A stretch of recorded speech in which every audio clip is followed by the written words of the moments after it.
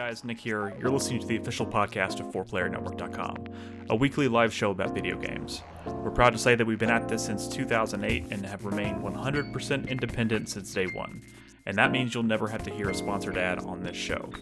So if you want to support what we do, all we ask is that you consider making our silly little show part of your weekly rotation.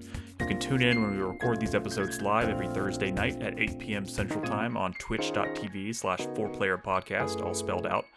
If that's not your thing, though, you can also subscribe to the show on your preferred podcast service, join our community Discord at discord.gg/4player, or, if you're so inclined, send us a couple bucks a month on Patreon. And that's it for shameless self-promotion. Time to talk about the latest and greatest in the world of video games. Let's get started. Hey everybody, welcome to 4Player Podcast. This is episode 872. It is April 23rd, 2026. I'm your host, Nick Henderson, joined tonight by Brad Simons. Hello. And Christopher Davis. Good evening. It's a skeleton crew this week. Crispy is not here, but we do have some exciting games to talk about. We're going to talk about our time with Pragmata. We're going to talk about Mouse PI for hire. And we're going to just shoot the shit about video games because that is what we do here. So with that, we were just kind of shooting the shit a minute ago. I'm just going to kind of roll back into that before we hit record. What were we talking about? How slow I am at video games? You are slow. But, like, it's not an insult. It's not I like finished two video games over the weekend. It takes so long because really? you're, like, dying on boss fights over and over again. No, I mean, it's like, you know, you're probably, I don't know what the fuck you're doing. Slow walking or looking at the textures. Well, not Mouse or whatever. PI, that's for sure. Maybe you're, like, on your phone or something. We'll talk about it. But, yeah. Look, I played... Look at this motherfucker's pocket knife, dude. He's like a... I can't. Of course, that's the pocket knife you have. Of course, you even have a pocket knife, and of course, that's the pocket knife. What the fuck does that mean? It's just Brad being Brad. Look. No, don't derail this. Don't derail this conversation. This is important stuff. To answer your question, Chris Davis, I finished Fatal Frame 2 Crimson Butterfly over the weekend, the remake, and I finished Replaced. And then I moved immediately on to Mouse PI for hire. I dabbled in Pragmata just so I could be a part of the conversation, which we're going to have tonight. Both are exciting games I'm eager to talk about. But yes, Brad, I've played about 4.5 hours of Mouse PI. And I think I have plenty to say about it. I've definitely played enough to like form an opinion and all that. So I was going to maybe like play some Vampire Crawlers before the podcast. I did buy it. But I've come to realize, I realized this when I was playing the demo, and I realized this when I booted up the full version of the game. I don't really want to play it. That's what I've realized. Which seems crazy because one, you're being honest with yourself. I love Vampire Survivors. And two, I love roguelike deck builders. Now, to be fair, this year has been crazy. And I'm still currently playing lots and lots of Slay the Spire 2, which is like maybe the premier game of the entire genre. Pokopia. I mean, I've been playing so much stuff. Yeah. And then when I booted this up, you know, your hand is 3 cards, and it's just like, I don't know. Like I believe that this game gets fun, but it's not like immediately tickling my brain in the way that I need. Like Vampire Survivors did immediately, in the way that a lot of deck builders do immediately. And you know, the visuals, I wouldn't call them bad. We did watch a trailer, but like they're fine, but it's like their visuals are cool because we like Vampire Survivors. They're not cool because we want video games to look like this. Does that make sense? It's cool to see Vampire Survivor stuff in a new perspective. If we lived in a world where Vampire Survivors didn't exist and we just saw this, we'd be like, ugh, this looks fucked up. I don't know. I don't know. I have a lot of affection for Vampire Survivors stuff, but like that did transition over to like the Castlevania DLC, which is stuff, you know, and it's all Castlevania coded. That was the whole idea behind Vampire Survivors, but I don't know. I'm going to give it a try. I'm going to give it more time this week before the next podcast, and maybe I'll go deep next week. But you know, I've been playing other stuff, of course, including the game I'm going to talk about tonight. So cool. Well, before we get into the games we've been playing, go ahead, Chris Davis. I was gonna say, did y'all hear that Console had announced that they're working on 15 different games at the moment? That is the Who? developer of Vampire Survivors, right? Oh, Yes. Poncle? Ponsel? I thought you said Call him Ponyo. What? Ponyo. No. I don't know what that means. I just hope what you're that there's saying a just doesn't make stipulation in sense. every single one of these contracts with all these developers that there can never ever be a vampire in there. That just I feel like that has to be the rule. I think the odds are against you on that one. Look, And before we get into it, before we delve into the two big games that we've been playing, we usually like to start these podcasts with some like movie banter, right? I saw a movie last weekend that I thoroughly enjoyed. My wife and I went to see Lee Cronin's The Mummy. Not to be confused with the 1999 cinematic masterpiece starring Brendan Fraser and Rachel Weisz. This is a full-blown horror movie that just happens to be called The Mummy, and it was pretty good. It was pretty good. It's by the director who did the last Evil Dead movie, if that means anything to you. okay. And it sounds like it doesn't. I mean, I'm familiar with Evil Dead Rise, but Yeah, it's Evil Dead. The director who did Evil Dead Rise. so it's I don't know. It's hype, spooky. It's spooky. It's spooky. It's Action-packed? gross.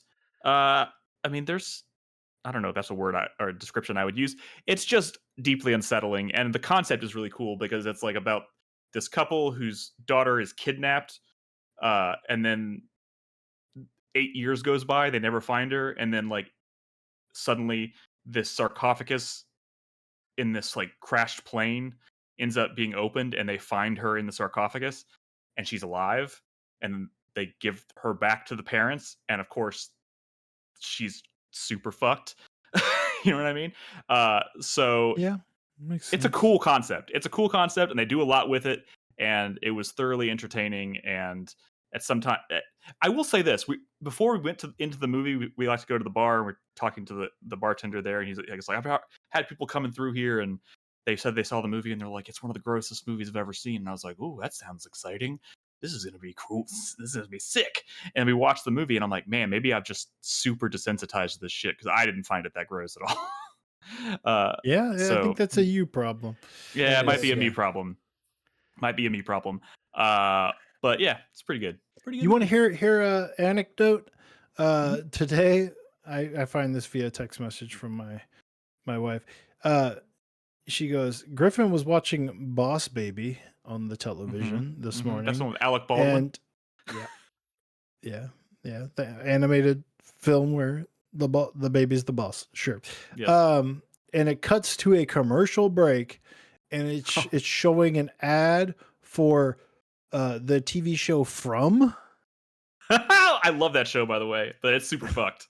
That kids should not be watching trailers for From. What? And let me tell you, and I'm like, well, how the fuck did that happen? That's not normal. And she thought he was on the kid's profile. He clicked on Boss Baby from like the Roku like home page. So like he bypassed it selecting somehow. the apps. He selected Boss Baby, and it booted up the adult profile. Like the movie just started, right? Like from the homepage. That's and hilarious. It booted up the adult version, and it went to ad break, and it was the fucking From, which is not what a 4-year-old. I mean, like that would ruin like the next says, like 3 years of his life. He'd have nightmares every fucking night. Boss Baby to From pipeline is very dangerous for children. Like he's already like been struggling with nightmares. Like my God. Luckily, my wife caught it like before it got too crazy. But like that is not a. On that note, show. it is definitely not. Show. On that note, I love that show. I binged through that entire show like a couple months ago, and now I'm like super excited for the new season. Yeah, it's doesn't pretty it good. get so I watched like a season and a half. It started getting pretty like it is stupid. Like not no, okay. Like it is like Lost like or whatever, right? It is from the writer of Lost. It feels like kind of a do-over on Lost in a lot of ways, because they actually start doing stuff with the lore and like it's going somewhere. And now the last season ended with oh my God, they're actually explaining shit. Like there's this is starting to make sense. Like it's all like supernatural shit, but like it's starting like this actually makes sense, which is the problem that Lost always had, and people always complained about it because it was just so ambiguous and left open to They interpretation. were still doing so much. Like the problem is not that they're not explaining things. The problem is, I mean, I think explaining stuff in like a horror show or movie is probably like a bad thing Well, sometimes. after when you But go like for 3 they seasons were where introducing like new thread, and Yeah. I'm like, just chill out a little bit, man. Just bask in like that's the this MO. vibe because like you're doing too much. Like I think that's the problem with shows like this, man. Just chill out a little bit. Let us enjoy the horror before we have to I put don't on know. our fucking thinking caps. God damn it. I watched the first 3 seasons and I was thoroughly enjoying the vibe and the mystery and the horror aspect But you know of the what whole I'm thing. saying though, right? Yes, I know what you're saying. It was the And like absolute. It was opposite of like minimalistic horror. It was maximalist horror. I guess. I don't know. But like I don't know. They took 3 seasons before they finally said something that like started to piece the whole thing together in a like tangible way. And Lost never did that. So Yeah. But what? Sure. The scariest movie I've anyways. ever seen is Mulholland Drive, and it's mostly because of that one I scene. didn't know what was going on the first viewing, and like the still never second seen viewing, I'm like, I still don't. I think I get it, but it's always like thinking about the movie when I'm not watching it. Those sudden like revelations where I start to get really scared.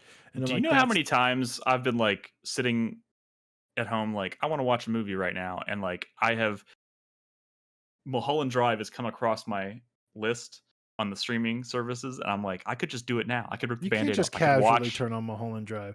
Let me be I clear know, here. so I keep Not skipping it. Not a horror movie. Maybe one of the scariest movies I've ever seen. Not a horror. What's the movie. What's the best scenario in which I should be watching Mulholland Drive? Like, what's the best? Like, give me the context. Like, what mind frame should I be in? What time of day? First of all, don't just watch it on some random TV. You need to be in your I watch it. I'm watching it in my room theater or room. whatever, right? My theater room, yeah. Yeah, you gotta. Don't watch it on a fucking phone. I would never do that. I'm not. No, I know. I'm not no. crazy. Although my wife did watch Begonia on her phone on a flight. No, David Lynch would kill her. She would rise from the grave and strangle her. I know. She told me that. I picked her up from the airport. She's like, I watched Begonia on the plane. I was like, what? No, according to David Lynch, she did not watch that movie. She watched something else. Yeah, I don't know. You should just watch it. I don't know if it's gonna be for you. I mean, I don't know either, but like, there's plenty of movies I've watched and been like, I don't think that was for me, but I watched it anyways. I watched that movie many times, and I've watched the DVD back in the day. Did not make that easy, let me tell you.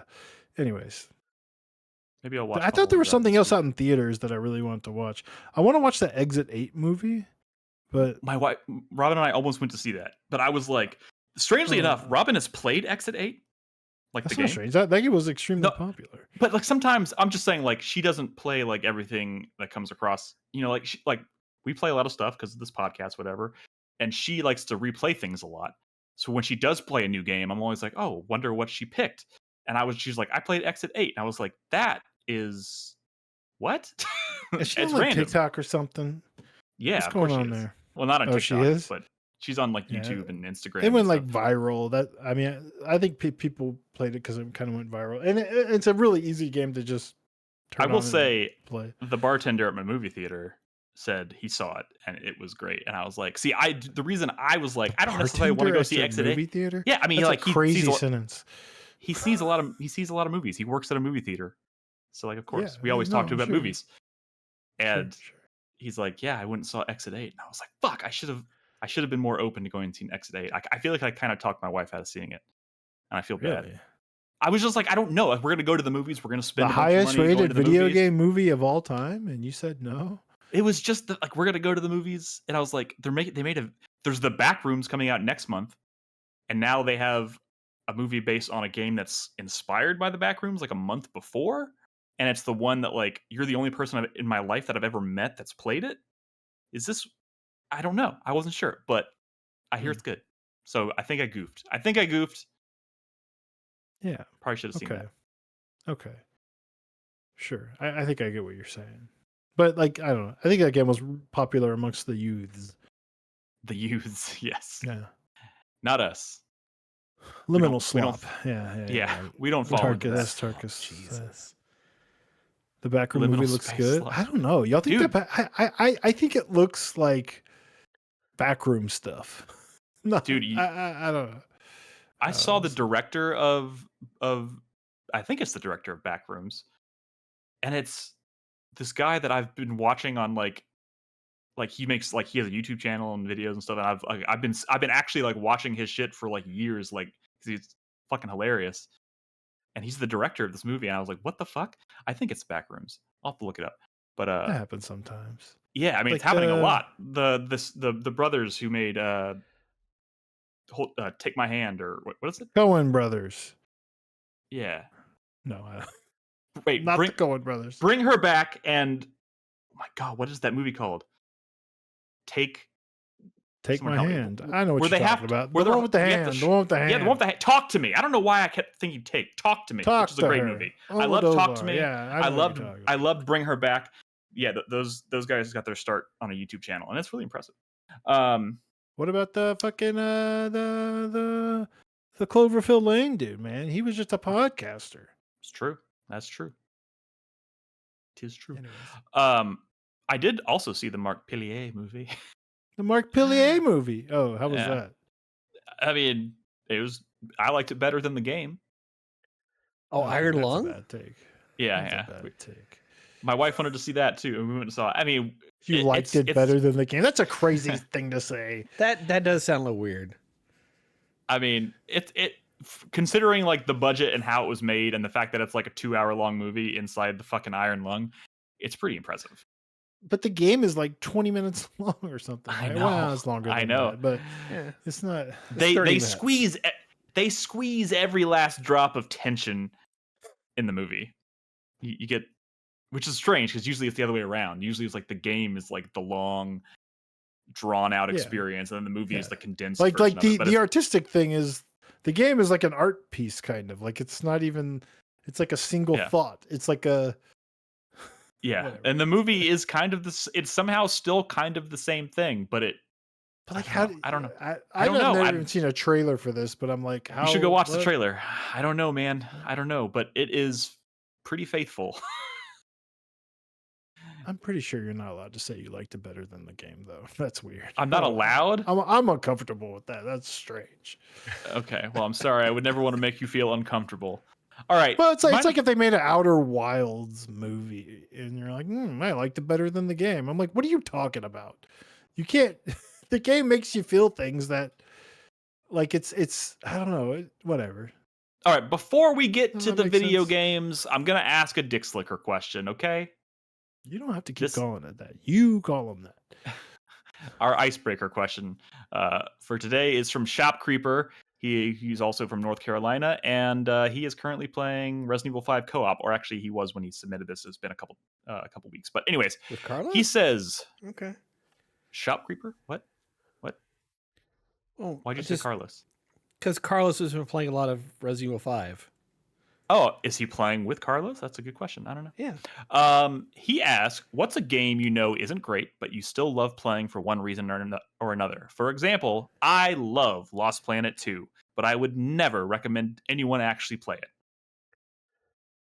Brad's face right now is like, why wouldn't you recommend people play it?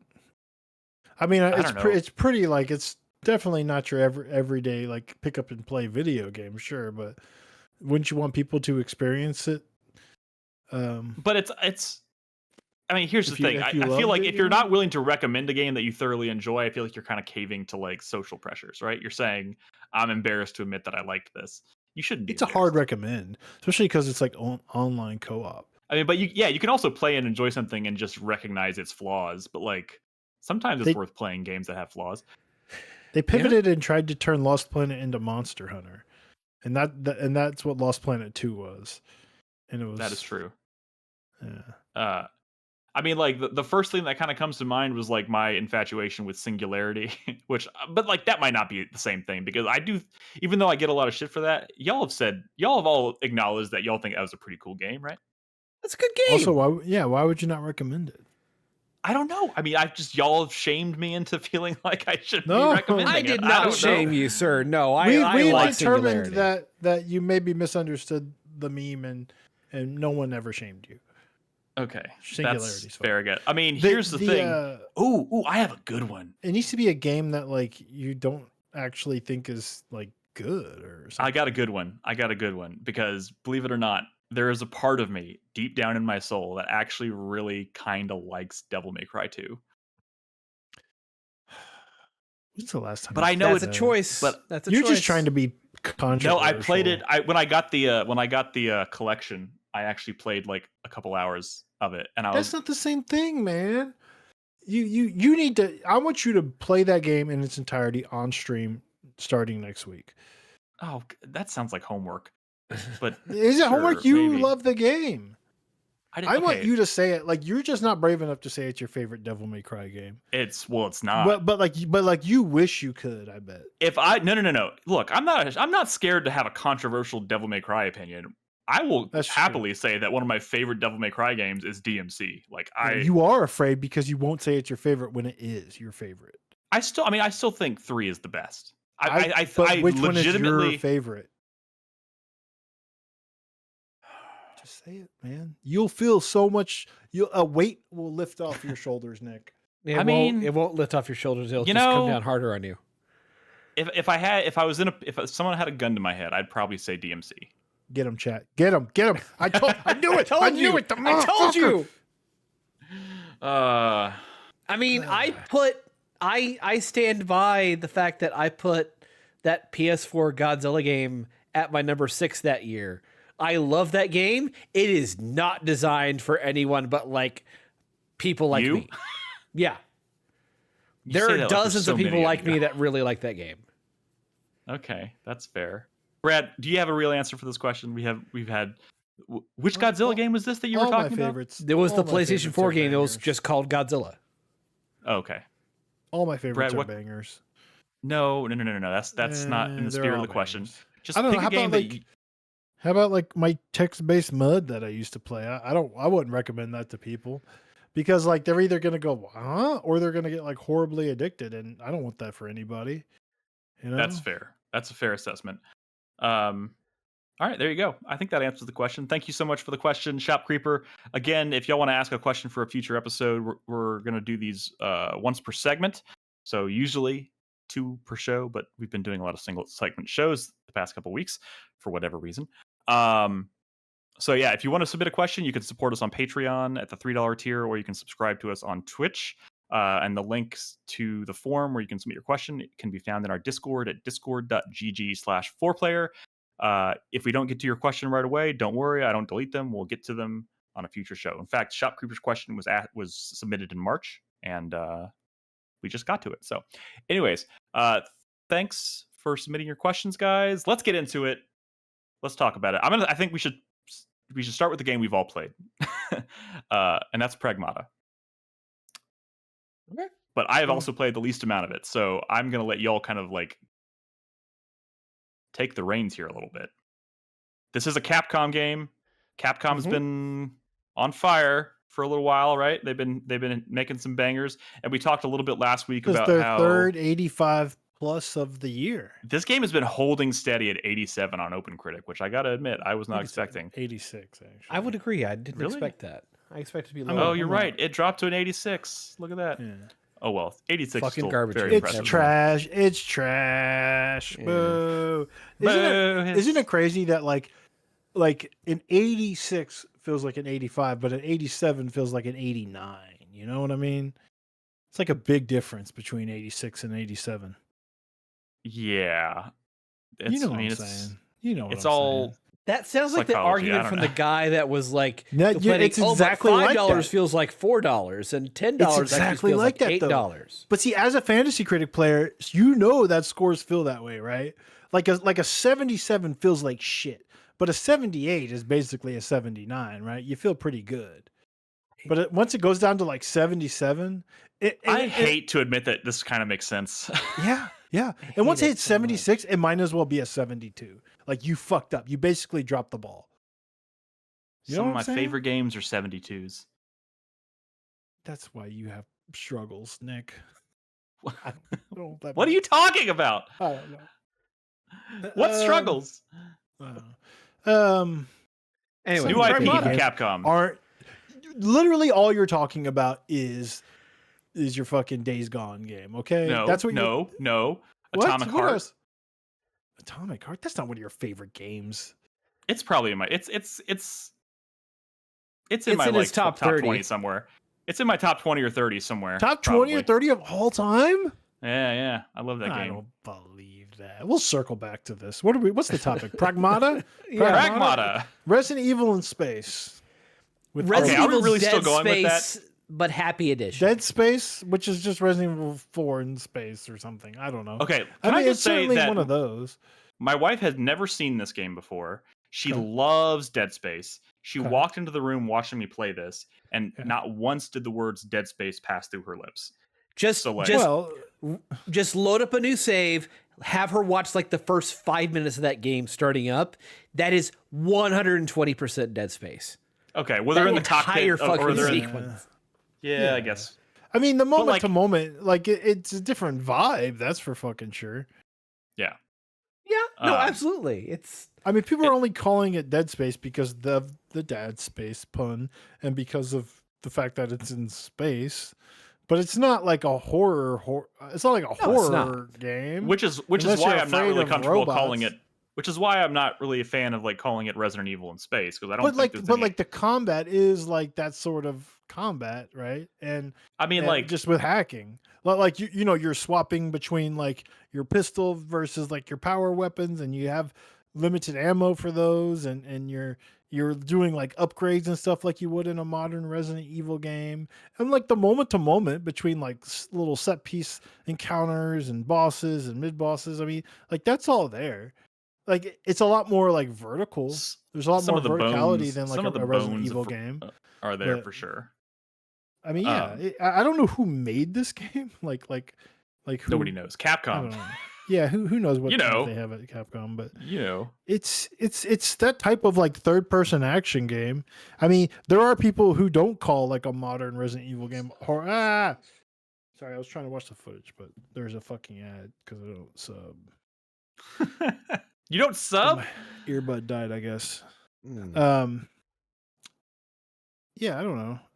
Let me look at this footage. I don't know what I'm looking at, but it's I'm it's trying that not to sort of look like too hard. third person like intense combat, right? Where like Yeah. oh, the enemy's closing in on you, right? You need to like do something, but just you have hacking in this.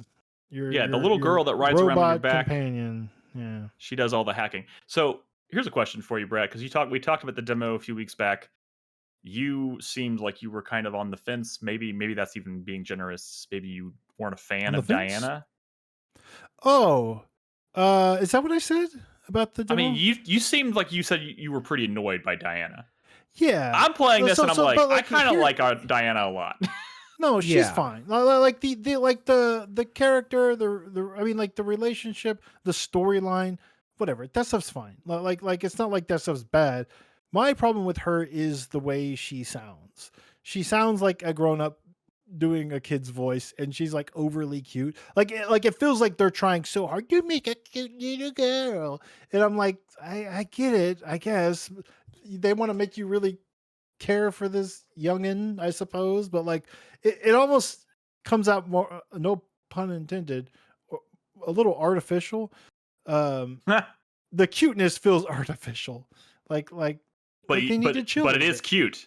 Like but it is it's cute. it's an unfair comparison, but I brought it up in I think our Discord, but like a recent game that I played that had a character that was voiced by a child was 1,000 Times Resist, and the character is Secretary, and that's like a great performance, and it is voiced by a kid. And this is, I looked it up, a 29-year-old woman desperately trying to sound like a cute little girl, and like eventually you just sort of like you get used to it, right?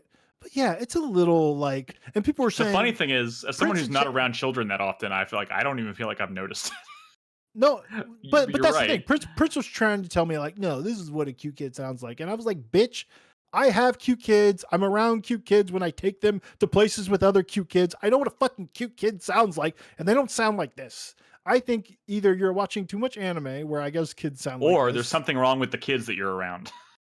or there's something really wrong. And it's funny too, because Malia agrees with me. She's like, watching me play this game, and she's like, yeah, it's not right. It reminds me, she said, it reminds me of that documentary that about that family that thought like their adopted kid was actually a grown-up in disguise. Or like That sounds like that horror movie, actually. But I feel like it's a true story. Where like the family wanted to abandon this adopted kid because they thought she was secretly an adult. Yeah. That is, by the way, the plot of The Orphan. And I'm like, which is also a huge spoiler for The Orphan, but like that is the Orphan? Oh, yeah, maybe that is the twist on that person. The twist is literally that she's an adult. Sorry, okay. I know. Well, I believe the real life story, she wasn't an adult. They were just really bad people or something. Anyways, yeah, it's a little, but that's not whatever. I got over that. I've played a lot of games with a lot of weird characterizations. It doesn't actually bother me or anything. It's just, okay. It's just, it was off-putting at first for sure. But whatever. It's yeah, I've adapted. I play all kinds of video games. I'm actually really enjoying kind of like the setup and like, yeah, a little. Yeah, well, it's so a lot of people are saying is like this is the anti-sad dad game, right? Because like in so many of these like these games, it's like the dad's sad, or they're just, or it seems like the characters just sort of like hate each other, or like they're I wish you weren't around, or it's like begrudgingly take you along, or like he doesn't feel like a bearded murder dad. He feels like no, like they love being around each other. They are so happy that they are helping each other on this adventure. It is positive, and she's like, "Oh, are you sure I'm not a burden?" He's like, "No, man, you've been great. You've been awesome. Like, let's go." She's inquisitive. She's fun. She's everything excites her. Please, I want to go to Earth. I want to go to Earth. And his response is like, "Hell yeah, I would love to take you to Earth." That's just different than what a lot of video games that have a similar sort of It's dynamic. Refreshing, I think is the word you're looking for. It's refreshing, yeah. It's refreshing. Hugh sees Diana as a child first, robot second. And that's perfectly even fine. Though he knows from the get-go that they don't even really go into all that. Here's no, the they thing. Really don't. I think something like The Last of Us or The God of War is like a much better written game. Let's be clear here. And like I don't think that this story is all that deep, but it is a refreshing change of pace, right? Yeah. By the way, don't watch this part of the footage. But she's like, God. I drew Wait, do you need to actually turn off the footage? No, I just don't want you two particular to see it because I've got unlocked stuff that you don't get until after the game. Okay.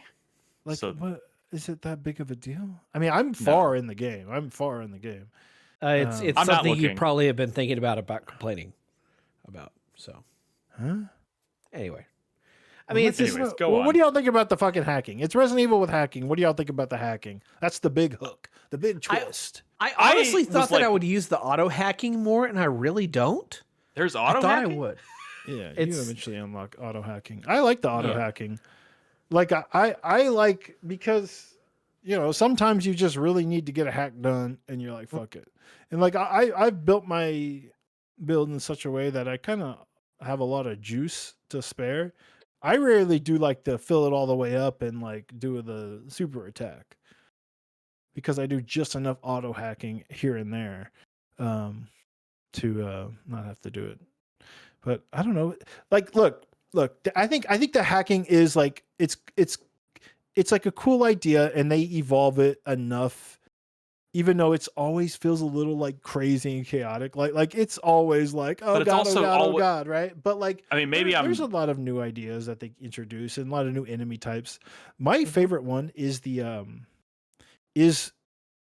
a few enemies do this, or like a couple enemies and like a boss or two. But it's when like remember the first time you fight one of those big head robots, and they bring up like a face shield. That is both a physical red shield covering their face in the game, but it's also blocks out like the hack board in those 4 different quadrants or whatever. So the only way you can open up the hack board is to actually shoot the shield in. So you have to shoot the shield in the game play of the gun play to open up that panel on the hack board. And it's just like a cool marriage of the two, because in reverse, sort of, if you will. And, When you were eventually describing get a this, weapon that can wipe those, and there's a lot of layers, and it keeps evolving. And when you were describing the combat and the hacking when you played the demo, and I wasn't paying attention, because at that point I hadn't held a controller in my hand and tried to do it. So I was like trying to picture like, how does this feel to do hacking in the midst of like like it's not like the action slows down while you're hacking. It is like you are hacking while the action is taking place. And I was like, how did they do that? And I was like, but actually getting my hands on the controller, it's like the controller is split down the middle, where like the left stick is doing all of your hacking stuff, where you're moving around the grid, and your right stick and triggers and everything are focused on combat. And I was like, that is such a unique thing. Like I do feel like I can control both independently, and you do feel like you get more confident with it as the game goes on. And I mean, again, since there's no reload mechanic really that you actually pick up and use, it auto refills for you. It basically negates the need for pushing any face button. Yeah, it's pretty cool, man. I was surprised by like how many different like weapons and mods and modes and like nodes, and like there's so much shit to like unlock and upgrade, and some of it can like significantly change the way you approach combat, which is really cool. See, I was expecting this game to, I was worried this game wouldn't have like the depth of like even a Resident Evil game, and in reality I'd say it has a lot more depth than like say something like Resident Evil 9, which we just played, right? Like there's a lot more going on with like the systems in this game. I was worried and that if you're a fan, it was going to be one note and they weren't really going to like figure out how to evolve it, but no, it's pretty cool. It's cool, it's fun. If you're a fan of like solving like puzzles that involve like interacting with like things that you're twisting and pulling and turning and stuff to like, puzzles that feel very tangible, there's so much of that in this game. Like there's like every switch that I have to like activate like gives me like shots of dopamine in this game. I don't know how to describe it. When you're like moving blocks around later in the game, that shit's like takes me back, man. I love stuff like that. And it Raider doesn't, and Soul Reaver and shit. But also like that it doesn't have any mechanics that really feel like overdone or used too much. Like those pushing blocks things, like they're in there for a single level and that's it.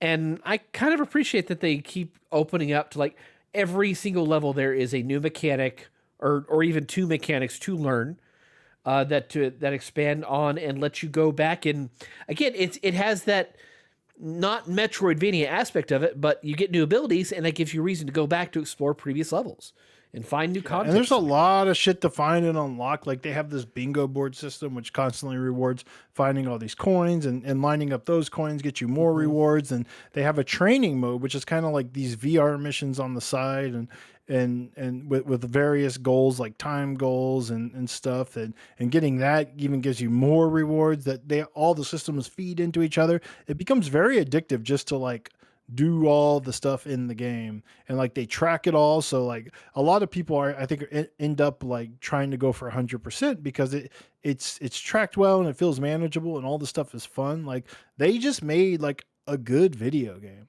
It's also got a little bit of that binary domain satisfaction. Like when you kill robots, man, it feels so good. Like just it reminds me robots of in this game feels good. Sure, binary domain, but also Vanquish, right? I mean, I think aesthetically, it's cribbing from like Vanquish 2, like in some of somebody the in chat said it's got Vanquish and Dino Crisis 3 vibes aesthetically. Dino Crisis 3, how dare you? Just aesthetically. Hey, look. If Dino Crisis 3 did anything well at all, it was the visuals. I will say, like, though, the combat does feel like, because there's so much like popping off all the time, it feels a little messy compared to something like your modern Resident Evil game. Like stuff is like blowing up and exploding, and just half the time you're just trying to like make sure you're not getting like snuck up on by some robot that you thought was dead on the like out of your vision and stuff. Like it's crazy. I mean, you get nodes that can like stun like multiple enemies at once. But one of the things that I find a little weird is that the nodes that can appear on your hack board that can trigger various effects when you complete a hack, there's ammo based, right? Like you only have so many of them. So going over those nodes is like using up a resource. So you often find yourself like trying to avoid those nodes, but while you're completing your hack because you want to save them, but oftentimes it's just not worth it because you just need to get the hack done. And I kind of wish they had a different system. Like I kind of wish that wasn't a depletable resource and maybe was something that recharged over time instead of having to like pick those up. If that's a little weird, especially because there's enough systems in games and slots and systems in this game that you do kind of start to make a build, if you will. Like when you go out into the world, like you choose different weapons and there are loadouts mods that you're like making a build. So to have those be like a depletable resource and you're constantly picking up new ones, it's like, well, it just doesn't feel the same, right? Because you might as well just upgrade all your shit because out in the world, you're going to be using all of it constantly because you're going to be picking up new guns and new nodes constantly. So it just, but also I kind of wish it was a different style of, I just wish they handled it differently, honestly. But it's also like, it's compensated by the fact that you can go back to the shelter so frequently to get those free health back, to get your entire loadout back. I mean, yeah, I would agree with you there. But those things are everywhere. Like every 10 feet, I feel like goes. Yeah, I mean, there's easily 5 to 6 per level, and it takes you like a couple minutes to go back. And when you are going through, so there's the set encounters and then there's the random encounters. Once you've done the set encounters, they never happen again. So the random encounters are just what you have to worry about. So you can. Are you saying random encounters happen when you venture back through an area you've already cleared? They do. Yeah. Okay. Yeah. The robots respawn. But you upgrade stuff so much, you blast through that shit so much quicker and easier. Yeah. I wouldn't say it's like a super challenging game, but like it can push back a little bit. The boss fights can get there. Yeah. Yeah. I think I've only done one. I mean, boss fight. One of the things that I sort of you tend to underestimate, I guess, is like the healing doesn't heal you so much, and like it's pretty slow to actually like get a heal off. You can upgrade your healing, which I'm sure you can, but I don't know. There's so much shit to upgrade that it feels so boring to just upgrade. 50 more health per health pack. It's not like it's filling you up. It's that's like a pretty small improvement, honestly. Also, you can upgrade your health and defense, but it seems so minor. Like now it's 1.02, and I'm like, how much damage reduction is that? I'd rather just upgrade my weapon and my hacking and stuff. So like your thrusters, like the game wants to teach you with all the AoE attacks happen in the game and all the really telegraphed attacks from a lot of the robots that you want to learn how to dodge properly. Yeah. So like that's why that's one of your first things you can upgrade. The skill ceiling in like something like this is, I don't know. I don't feel like I enjoy like getting into combat, but like I'm not getting the satisfaction that I would get compared to like mastering a game like Vanquish or something. Like Vanquish had like I feel like had a high skill ceiling, and like the challenge missions in that were like very hard, and it really sort of had to push you to like get good at the game. The challenge stuff here is just is a little like what's the latest challenge? A lot of them are very easy, and like they're a little like almost throwaway, some of them, and I'm like I kind of wish there was a little more sauce in the. I mean later I haven't done some of I haven't done some of the last ones, but there are some of those that kind of infuriated me. They are so fucking tough. Yeah, but like in an annoying sort of way. Like when they say don't take any damage, I'm like, well, there's shit happening everywhere. Like that's just annoying. And you know, like the restart is just long enough, and you know, like when they're asking you to like jump around and stuff, like he's not that. It doesn't feel like that good to move around. It can. This feel is not a clunky. platformer. Yeah. Yeah, but I played games like like this, like Recore is one that had a lot of platforming challenges, and those felt really good. Here, it's like so clunky that I almost like, ugh. I Like, was like, actually kind of like, surprised by how responsive the character felt to move. I mean, that I I was mean, expecting a much relative to bulk. like maybe like Resident Evil or something, but not to Yeah, Yeah. I was like expecting something more Recore or like Gears of Vanquish or War. something. Yeah, Like, this just isn't chunky. ch- It's not. Yeah, Well, no, I it was is expecting chunky. some chunk. You just have a good dash. I mean, it's. I mean, chunky. your character is like bulky, but like the responsiveness of the character almost doesn't seem like it matches the actual character because Sort of. he is so.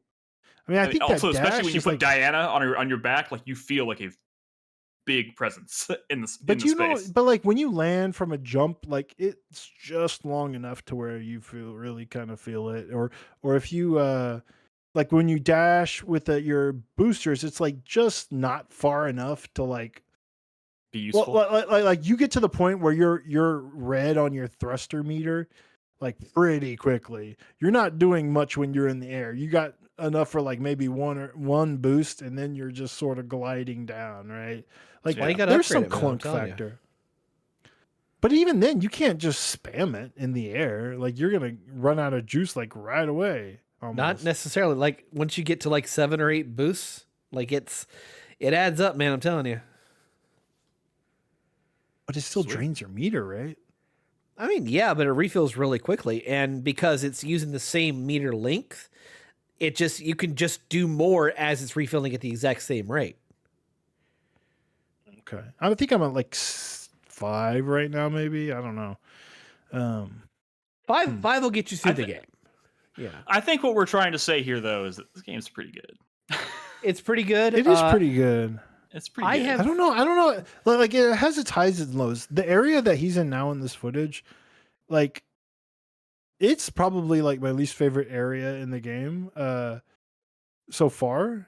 But like because the other areas I just think were like better than this and less annoying, more vertical, like the one like that where you're in the city is really cool, and the one after this where you're like out on the moon is really cool. And this one's just kind of like bleh. I'm getting lost. Oh, one of the things I loved when I first started playing this game, and I was really annoyed by how soon I got it, is like I loved hunting all the collectibles because you're literally getting like skill points and shit like just out in the world. It was really fun to hunt for all that stuff, and I tried really hard to find it all. But like pretty relatively, maybe a third of the way into the game, you get like an item scan to where you hit the scan button, and it shows you where the items are in the environment, like pretty far off. Very far. So it just takes.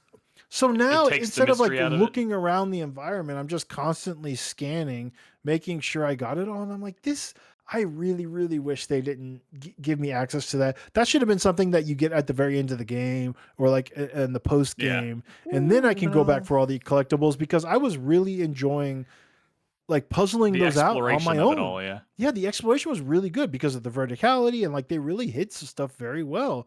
But like when I got the pulse, it just became kind of annoying. It's like I know something's over here. I would have preferred like missing this entirely until I like stumbled across it or whatever. But you Because can't miss it.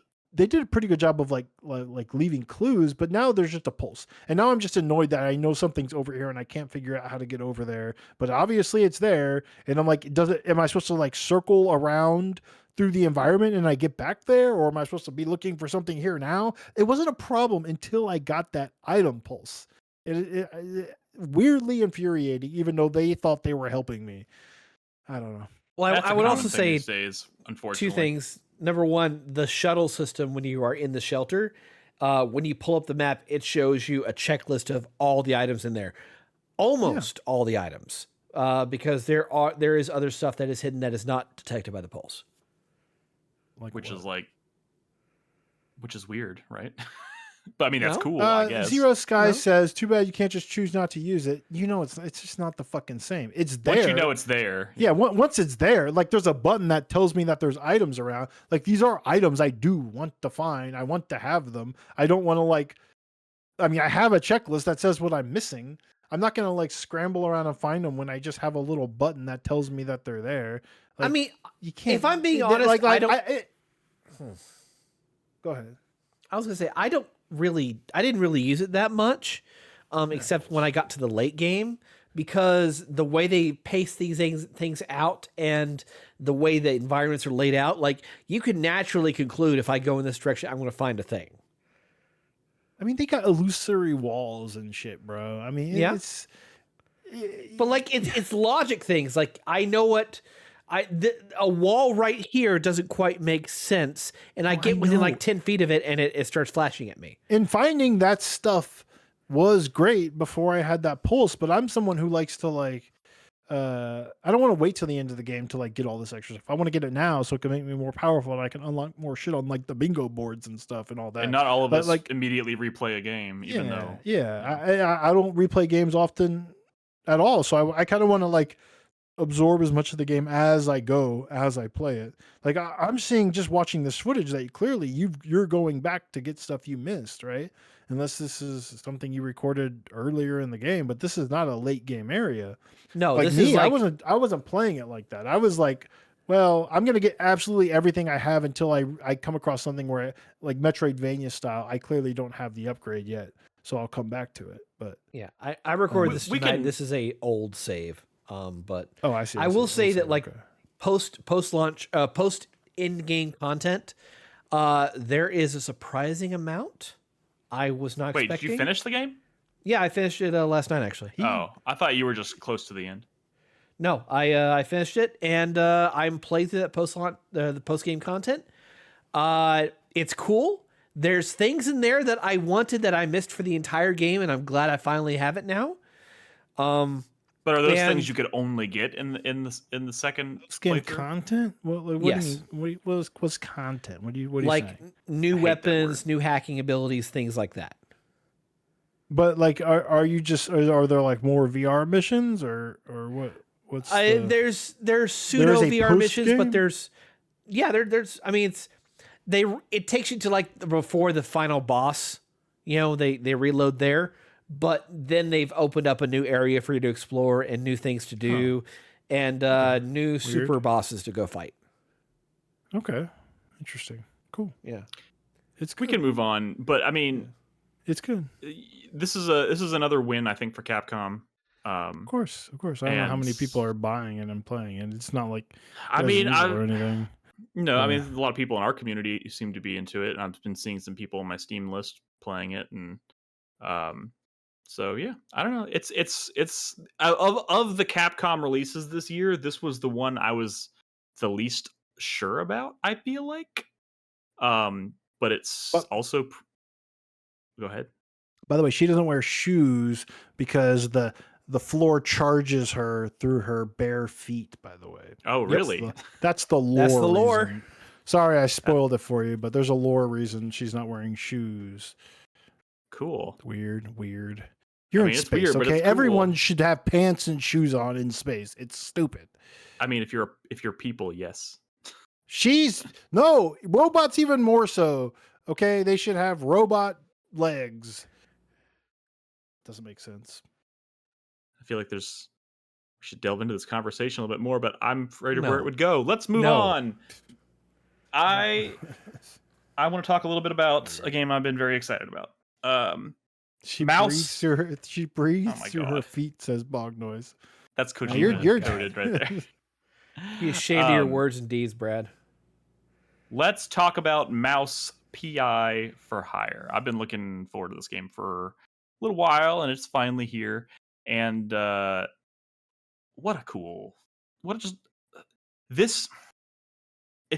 if you're not familiar with the game, or if you haven't seen a trailer for whatever, it's I think there was some confusion, kind of like what style of game this was. It's straight up a boomer shooter, but with like a lot of just an unusual amount of atmosphere, and like this game has so much like pulpy noir, like I mean, it's very like LA noir coded, to be honest. Like the soundtrack of this game is so like okay, hold on. Can you explain what kind of boomer shooter it is? Because that means a lot of different things. Okay. I mean, like people don't really know what.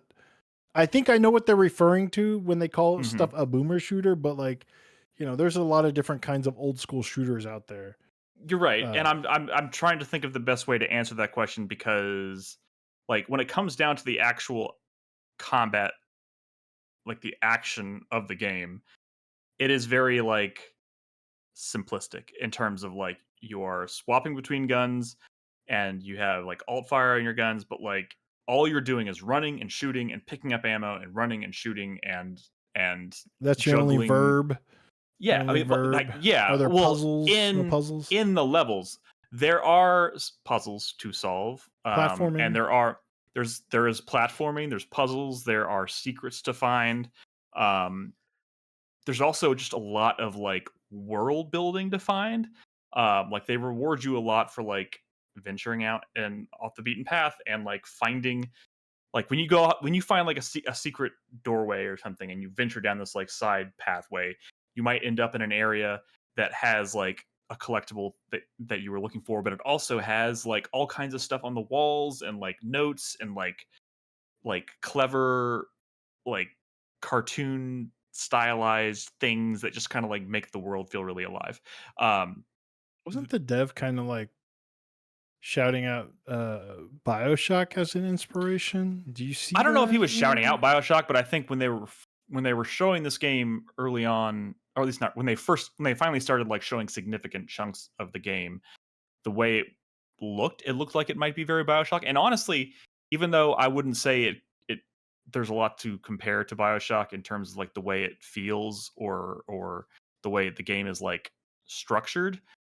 Um it does feel a little like BioShock and just like the intensity of like the atmosphere of the game. It is so well done. So this is also the game you've probably seen it. This is the game that's kind of like Steamboat Willie is now uh what do you call it? Public domain. Public domain. Thank you. Steamboat Willie is public domain, so this is like they've taken the concept of Willie in the world that he populates and turned it into this like pulpy noir detective story, and you're running around shooting at mice, and the whole world is like They call them rubber hose cartoons, and I think it's because yeah, rubber hose cartoons, like where all their limbs yeah. move like rubber hoses, Never and heard like that. just Okay. I mean, I've honestly never heard that before either, but I knew exactly what he was talking about when he said it, so it is accurate. Um, but yeah, like this like the combination of like the soundtrack, the voice acting, like kind of like the black and white filter and like the old time cartoony shit and like the writing, it just feels so fucking authentic and like a joy to kind of run around in. But also it's like I mean, aside from the fact that you're like shooting and like violently murdering all these other like mice because everybody in the world is a mouse. It's like all these cartoon characters, you're murdering them. There's also like a lot of dark like there's a whole level that is like about police brutality and there's like a whole thing about like they don't call it this but those are Nazis. They're mouse Nazis, but like you know it's getting dark and like the game starts with you who obviously is you are uh, a, a A private PI for investigator, hire. a PI for hire, and you've been hired to investigate the disappearance of this magician. And that's kind of what thrusts you into this like conspiracy and like takes you all the levels and whatnot. Um, but like the the level Magician. the level that like they go to like make this feel like something akin to like LA Noir is pretty shocking. Like I mean, it's it, noir. It's noir. it's very very noir and like that was the goal, that was the assignment and they fucking nailed it. You're Troy Baker, right? You are Troy Baker. This is honestly, I feel like I've gotten pretty good at identifying Troy Baker by voice. This is the first time I was like, "That's Troy Baker." It's kind of strange. Um, I might just be alone on that. I don't know, but I think you're uh, alone on that.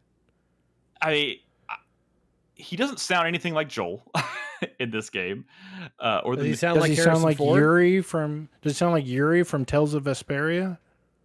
I wouldn't know. I wouldn't know. But look, the gameplay itself, like the actual act of shooting, while fun and like cute because like the animations for like reloading your gun and buying your gun. Even the guns have kind of like the Yeah. 2B I guess we effects and haven't asked, everything. is the game any good? Like, is Yeah, it no, fun to shoot I think it. things? Is that Yeah, shooting things is fun. I think more. I'm having more fun kind of exploring the nooks and crannies of the environment and solving the puzzles and just taking in the world. To me, the shooting is fine, but it's not like, I mean, I hate to say it, like it's my least favorite part of the game because it is a shooter. I don't necessarily think it just, you see a lot of the same animations over and over again. There's a lot of like, you walk into a room and all of a sudden all the doors open and just like enemies kind of flood in and then you're just like mowing them down. Um, I just think everything else around the shooting is so cool that by comparison, it makes the shooting a little less grand and exciting. Um, that's not to say it's not fun or I don't think the game is good. It's just the presentation is fucking What's off the the chain in level this game. design like? It's just like you start a level and then you go to the end and then the level's over. So there's a hub area. You come back to this hub area in between each mission, kind of like Pragmata, but in this case, you come back to this like street corner where your office is, and you can explore that world, that area, and like there's different places you can go to. Like there's a shop, there's a place where you can go to upgrade your guns.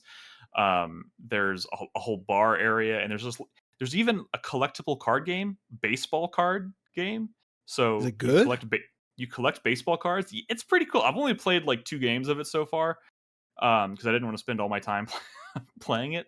But it's pretty cool. Like, you're literally playing baseball like with cards. Like when you draw a card and That's you have the sick. batter and the pitchers, and like when you're at bat and your card outranks the pitcher, you run to first base, and like there's like all these different, and you're seeing it play out like it's on an actual like baseball diamond.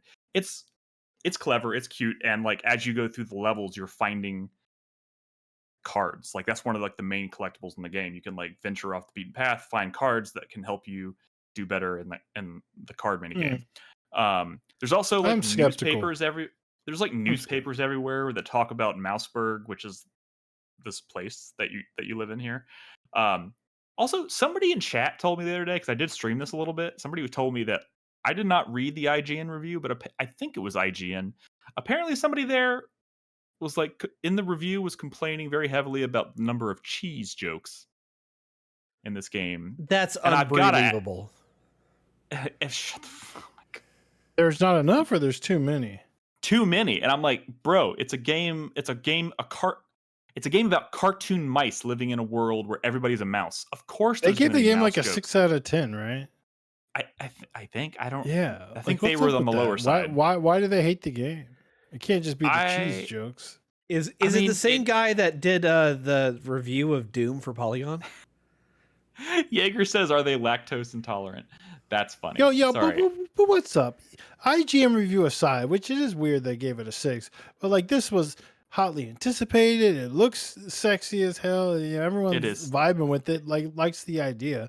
It's got an 81 on OpenCritic. This is like was primed to be like an 87.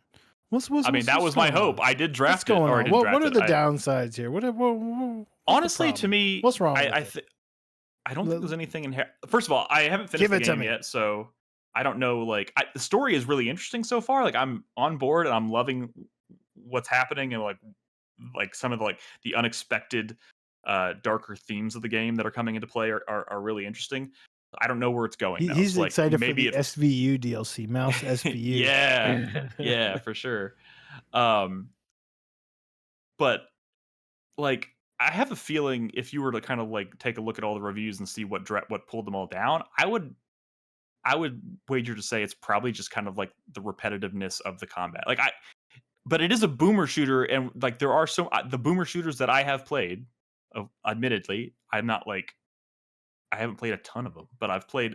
I went through like a boomer shooter phase like a year or two ago where I just played like a ton of boomer shooters, and the gameplay in all of those games, I mean, like the thing that I think kind of defines them, aside from like finding secrets and exploration, is like the shooting is just kind of like it's like arcadey in a way. Like it's kind of mindless. Doom Because it's inspired. just Doom inspired. It's just you have a gun, you find ammo, you shoot gun, you kill enemies. Like that is like there's not a lot of nuance and depth to that aspect of it, but that is the main driving mechanic of the game. And I have a feeling it's the same thing here. And in like I said, in comparison to like all the other stuff they've done with this game, which is just insanely cool, it's like the gameplay can't quite live up to the visual promise of the game, I think. But that's not to say I'm not enjoying it. I do recommend it. I'm having a good time with it. I'm really excited to finish it.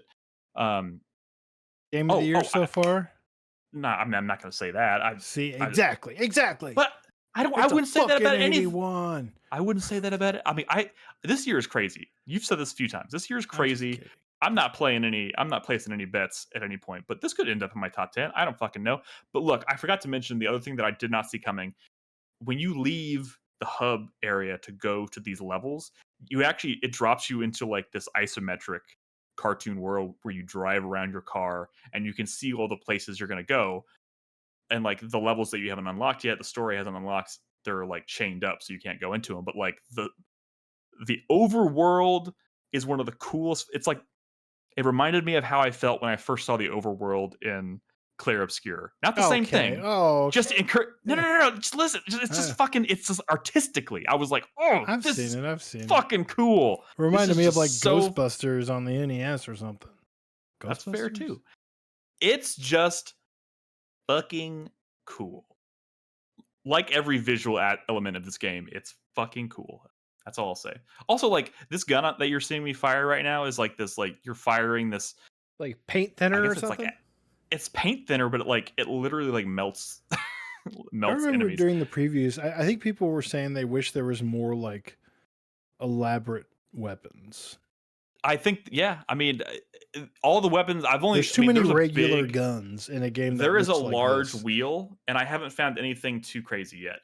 This is maybe the craziest gun I have so far. Everything else is pretty standard fare, like a shotgun. Yeah, that seems like a missed opportunity for sure. But there's also a lot of that wheel I haven't unlocked yet. So okay, yeah, I know. Yeah, but I don't know. Maybe it should have been a little crazier. Been a little more like Ratchet and Clank than. I mean, I feel like considering like the amount of effort they put into like just the visual design of this game, which is just fucking stunning, they could have been a little more ambitious with the gameplay design to match it.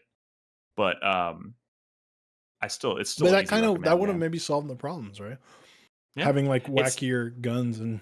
Yeah, I mean, it is like a big mouse trap is like your mine or something. Yeah, that would have been cool. It is undeniably cool that like when you all the reloading animations, like the gun firing animations, are so just cartoony. I love it. It's so good. And honestly, guys, the cheese jokes in this game are phenomenal. I don't know what that guy was talking about. There are so many cheese jokes, and I just don't know what is your money called cheddar? That'd be sick. It's gotta be. It's gotta.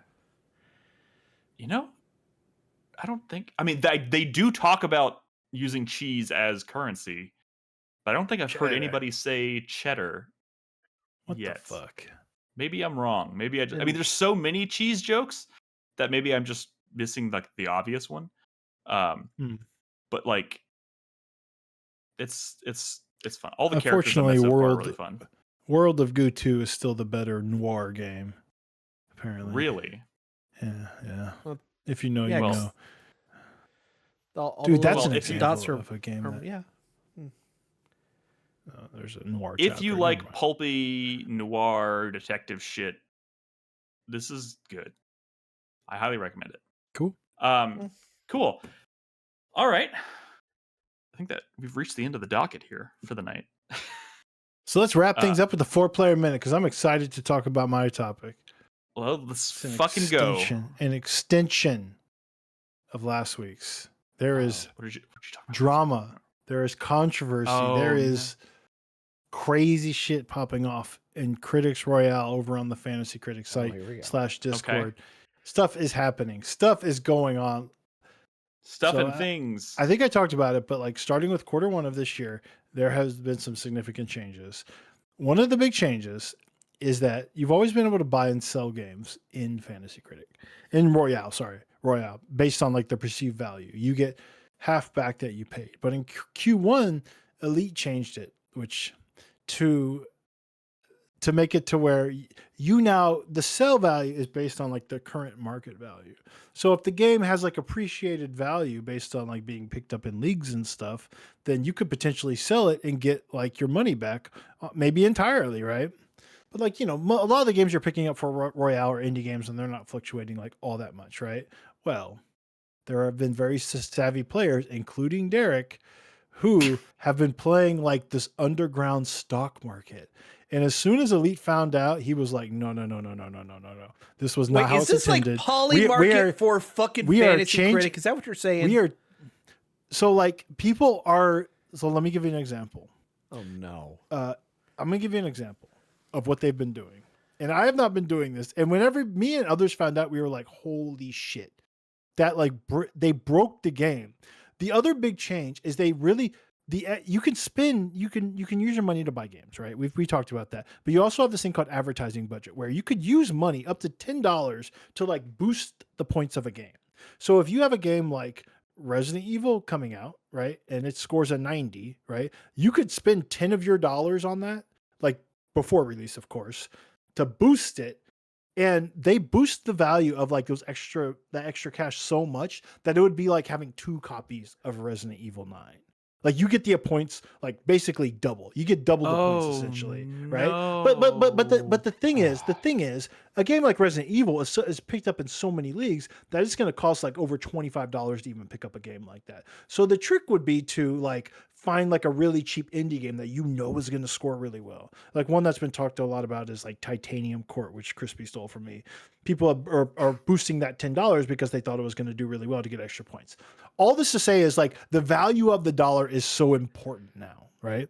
And some players realize that. So they would do something like a game like unannounced Ocarina of Time remake has been a rumor for a long time. So it exists in the Fantasy Critic database as like a $2 game because up until recently, no one would actually draft that except like crazy people, leagues that maybe do an unannounced game or someone who was just like going, well, whatever. I'm just going to draft that anyways because it's a fun pick. So what he would do, it wasn't just Derek, but he did win last quarter, and we determined that if he didn't do this, he would not have won. It was actually shit. He robbed another player who did not do this exploit. So he would buy a game for like $2, and then like right after the leak happens, but before the end of that week, when everyone starts bidding on it, and in subsequent weeks they bid, and it skyrockets in value, and now it's like a $25 game or whatever, and then he would sell it, and half of that back is way more than what he spent on it. So he was earning money on like a underground stock market. He was earning money, and because the value of the dollar equals points so significantly, he was able to boost more games than like a player that was not doing that. So. That is fucking and I want to be clear. I want to be clear. You were not able to do this before Q1 of this year. So like he won like all of last year minus that one quarter that I won, and those were still legitimate wins, right? Like this is a new kind of hustle that is only exploitable given this very specific new set of rules. But everyone found out, and we're witnessing the birth of organized Fantasy Critic crime. They're changing all the rules. They're mostly reverting them back to like how they were, where like ad budget isn't as significant anymore. You can no longer sell games based on current market value. So if you bought the Ocarina of Time remake and you sold it, you would only get like $1 back, right? Because you paid $2 for it. It's crazy. It's so crazy, and it's so crazy that he adapted to these new rules so quickly that he was able to like exploit this shit and win again. But he really did rob first place from the person who deserved it, who did not do this exploit, because you could see the history now of everybody's like purchase, the times that they've sold and boosted a game. And it saw that as soon as that Castlevania game was announced, he bought it. And like a month later, he sold it and it was worth way more. It's like, that motherfucker. You can That's- see it in his history. And there's no other reason, because everyone knew that game wasn't coming out in Q1 because they said it wasn't coming out. Just like with Ocarina of Time. People are buying it for the current quarter knowing that it's not coming out this quarter. It's such bullshit. So, but the rules to are going quote to change. quote World Teller in chat, gamers gonna game the game about games. Yeah. I love that. But it forever puts an asterisk on both this quarter and last quarter. He can't change the rules mid-quarter. So like, people who are doing this are free to do it. You can buy Zelda and sell it when it gets officially announced at Summer Game Fest or whatever, and It just means if unfair, they win, they win with an asterisk. Yeah, but there's people like me who refuse to do that. There's a lot of players who are refusing to do it. The other thing that rolled out are the groups and like actual stats. Like, now you can filter into different groups. I set it up for our conference. So like, if you play Battle Royale, if you go to our Fantasy Critic conference page, you can see the actual Royale like listings based on just the people in our community. They also have tracking where you can click on people's names and you can see like all the quarters they won, like where their standings are in terms of like the average scores overall. But here's the thing. I started playing last year. I played 2 quarters last year. The first time I played, I got third. Second time I played, I got first. I won, right? In Q4. I didn't win last quarter. I didn't do it that well last quarter because I was adapting to these new rules and I was not doing that exploit. And now I'm playing this quarter knowing that I cannot compete against people who did stuff like bought Ocarina of Time and bought Star Fox. I refuse to do it. They've already started going up in values, but those people are just going to have a huge advantage. But now they track like your overall like average rankings for Royale, and mine are just fucked now because I'm not doing this exploit, and it kind of feels bad. I even asked Elite, like, can I just remove myself from this quarter? Because I don't want to play until these rules are fixed, because this exploit, it's bullshit. It's absolutely bullshit. But I'll be back strong next quarter. I'm still playing, but I really don't even care anymore because they completely fucked the game. That's crazy. It's controversial, and everyone's like, people are being a little rude about like Derek, but like we immediately acknowledge the genius of it. Like, oh, what they're doing is actually brilliant, but it's broken. It is so unfair because of the value of the dollar that they're getting a huge advantage. And now, so everyone's like, we have not seen Derek. He has not shown his face in the Discord at all. He's already kind of a lurker, but no one's been brave enough to like tag him because a lot of people have been shit talking, and he's not the only one who's been doing it. He's still better than a lot of these other players, but he's like, damn, I thought nobody would ever notice. No. He's just it was completely legal. That's the thing. He said, Elite said that this was not an illegal thing to do, but it is an exploit that he is going to fix. So yeah, next quarter. Cool. Asterisk. All That's right. all. That's crazy. All right, Chris Davis. Also, final thoughts. Fuck you, Crispy, because Titanium Core came out, and of course it got good reviews, and he even know what that fucking game is. It was my game. Fuck you. Sorry. Brad's over here talking a big game because Crispy's not here to defend himself. All right, Chris Davis. Final thoughts. I'd say it to his Shut face. up. I did say Brad. it to his face. Shut up, Brad. Chris Davis. Please go. Please talk. My final thought is fuck you to Nick for taking Metro from me. How dare you? That is yeah, rude. I did get that. That was. It's like a well-known popular game, though. It's different. I mean, I knew you would bid on it. mine. Instantly, I knew you would do yours. it. So Spend more money if you want it to be yours. I had to go big. I had to go big to get it. Titanium Court can be yours, Brad. Metro can be mine. Fuck you. No, he didn't even know what Titanium Court was. He literally just picked it because he knew that it was me that introduced it. If I didn't know what Metro was, I'd get your anger. I'd be upset with you. But I spent $16 and you only put 10. So Yeah. I don't know what to tell you. I got Metro. Woo! I'm also really excited for that game. Yeah, Anyways, carry on. I'm very, very fucking excited for Metro. I haven't taken a look at the leaked content from that canceled game that they were working on that was supposedly open world, and there was like 100 gigs worth of files ever leaked. I don't know what all is in there. I don't even know if it's a legitimate leak, but It's best not to look. ah, man, but like, just, this is a good year for me. Just It's a good year for all of us, man. yeah, but like, it's me. I get a new Metro. I get a new Onimusha. I get a new Ace Combat. I get a new Dude, Godzilla movie. don't. I get so much good stuff this year. It feels You're just a big nerd, dude. It's fine. We all Yeah. got our nerdy shit, dude. Like, it's Yeah. relentless, man. We're suckers, man. We're just gobbling the shit up. Just Yeah. gobbling it up. yeah, in this capitalist society that we live in, yeah, we're gobbling. Yep, this hellhole. Yeah. But sincerely, fuck you, Nick. Also, we didn't cover this in the news, but there was definitely was a marketing attempt that was definitely not just an internal letter that went out to everyone at Xbox. Asha Sharma sent out a letter to all employees that they almost immediately published for everyone to see, because that's marketing these days. They got to lie. I will Go on. What There's- I need. They're burying admitting the they lead, fucked man. up. They're admitting throughout this thing that they sincerely fucked up this generation. They talk about Xbox just not having any fucking unique content. They talk about the economics of being an Xbox player are not sustainable, especially with Game Pass. I mean, they announced the price reduction of Game Pass this past week. Just in time. Just after I canceled my subscription, but whatever. I haven't been using it. Fuck Xbox to fuck. I know. I mean, of course they Yeah. replaced the leadership. Of course they have to make changes. Like, Yeah. can you imagine if it was just business as usual after that? It would be like weird. But like, whatever. It's so like, did they actually reduce Game Pass, or did they change what it It's means? like 22 Game Pass now. means, right? Like, It's is like it 22 is it bucks, and Call of Duty are they- games come out the following year. Yeah, they're changing what it means also. So it's all, nothing's free in this world. I should say that. No. Yeah. They're not giving you those $8 back. They're just changing what it means and lowering the price. Yeah.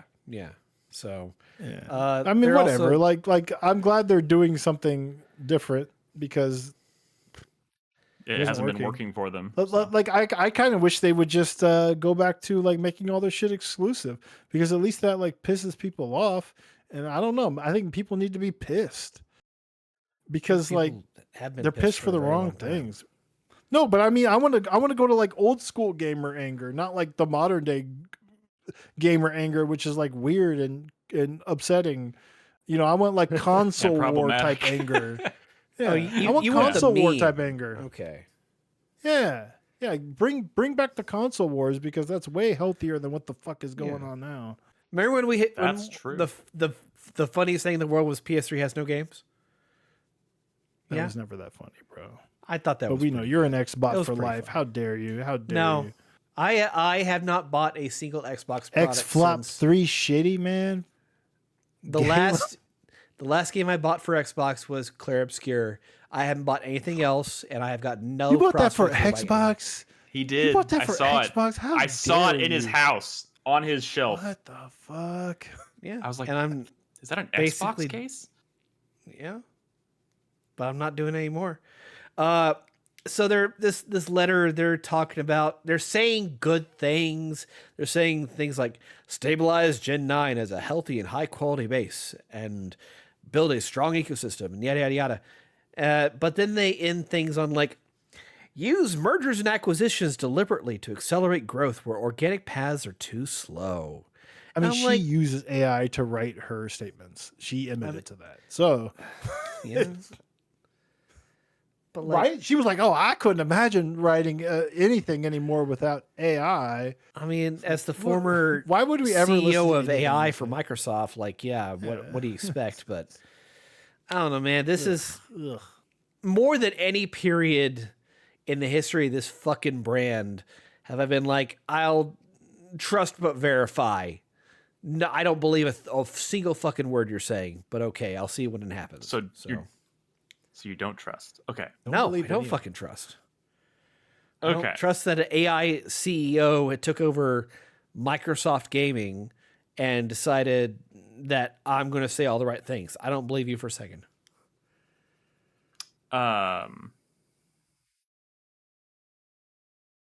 Sorry. I just like short circuited. Okay. All right. My final thought for this week. Obviously, got to do a Dexter update. Cameras are rolling. I'm excited. Getting behind the scenes footage already. It's great. More casting news. Super excited. Oh my god, living my best life. Let's see. Video games. What do we How got? long is your Dexter off season before it spins up again? I feel like it wasn't that long. It ended in. Is it exhausting? No, it's not. I mean, there was about 6 months between the end of the show, the first season, and filming for the second season. But the second season airs in October, so they've got the production schedule like dialed in. Quinn is back. I'm fucking excited. We're excited about Quinn being back. Yeah, I am very excited. Is Quinn a fan favorite though? It doesn't have anything to do with him being a fan favorite, although he did have his moments. Quinn being back is significant, specifically because of his relationship with Deb and what that means to him. And like that whole dynamic is going to be really interesting. I'm very excited. Anyways, video games. Saros. I'm very, very, very excited for Saros. I'm kind of dreading it too, because Returnal just, even though it was my favorite game of that year, it consumed me, and it was Chris Davis. Are you trying to do the Chris Davis? Because that's it's hard, man. I'm